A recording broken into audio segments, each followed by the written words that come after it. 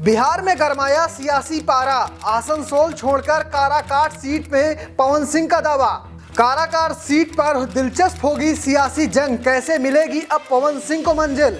न बीजेपी से मुकाबला न आरजेडी से दुश्मनी, इन जातियों को सेट करना पवन सिंह के लिए चुनौती।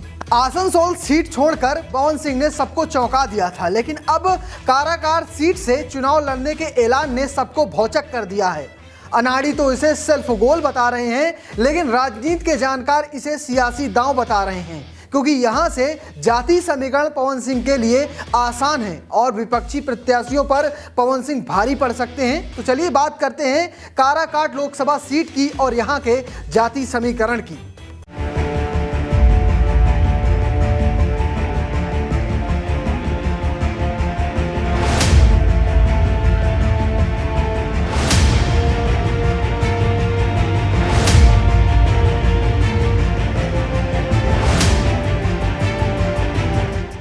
पवन सिंह के काराकाट सीट चुनने के पीछे एक नहीं 3 बड़े कारण हैं। पहला यहाँ का जाति समीकरण, दूसरा यहाँ के विपक्षी प्रत्याशी और तीसरा आरा से काराकाट की नजदीकी।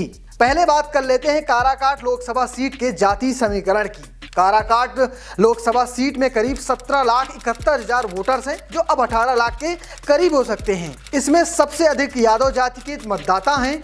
यहाँ यादव वोटर्स 3 लाख के करीब हैं और इसके साथ साथ कुशवाहा और कुर्मी जाति के वोटर्स लगभग 2.5 लाख हैं।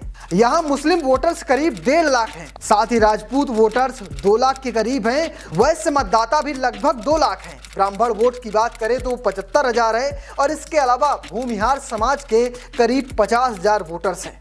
जाति समीकरण तो आपने देख लिया, अब बात कर लेते हैं इस सीट के इतिहास की। 2008 में परसीमन हुआ और काराकाट लोकसभा सीट अस्तित्व में आई और 2009, 2014 और 2019 में हुए लोकसभा चुनाव में जीत कुशवाहा जाति के नेताओं की हुई। 2009 में डॉक्टर कांति सिंह को जदयू के महाबली सिंह ने हराया था। तो 2014 में एनडीए प्रत्याशी रहे उपेंद्र कुशवाहा ने यहां पर जीत दर्ज की थी, तब उन्होंने आरजेडी की डॉक्टर कांति सिंह को चुनाव में मात दी थी। 2019 में जब चुनाव हुआ तो एनडीए की तरफ से जदयू प्रत्याशी महाबली सिंह ने उपेंद्र कुशवाहा को यहां पर मात दी थी। आपने इस सीट के बारे में जाति हो या फिर इतिहास सब कुछ जान लिया है। इस सीट पे अगर चुनाव की बात करें तो 1 जून को वोटिंग होगी और अभी 1.5 महीने का समय है। और इस सीट पर पवन सिंह ने दावेदारी यूं ही नहीं की है, यहाँ पर उनकी ना बीजेपी से टक्कर है और ना आरजेडी से सीधा मुकाबला है। इस सीट पर इंडिया गठबंधन की तरफ से सीपीआई एमएल के प्रत्याशी राजा राम कुशवाहा हैं, तो दूसरी ओर एनडीए में शामिल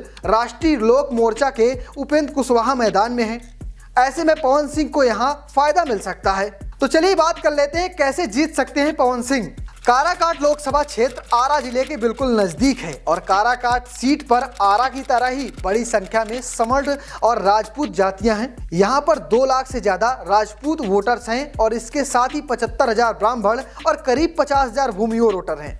लवकुश यानी कोयरी और कुर्मी वोटर्स 2.5 लाख हैं और यहाँ 2 कुशवाहा प्रत्याशी आपस में लड़ रहे हैं, जिसका फायदा भी पवन सिंह को ही मिलेगा। और इन सबसे अलग पवन सिंह भोजपुरी के सुपरस्टार हैं। हर जाति और हर धर्म में एक अलग ही इनकी पकड़ है। ऐसे में पवन सिंह फिल्मी सितारा से नेताजी बन सकते हैं। तो अब आपको क्या लगता है, कौन मारेगा इस लोकसभा सीट से बाजी? कमेंट बॉक्स में जरूर बताना। क्या पवन सिंह का यहाँ से दावेदारी पेश करना सही है या गलत, ये भी आप हमें जरूर बताइएगा।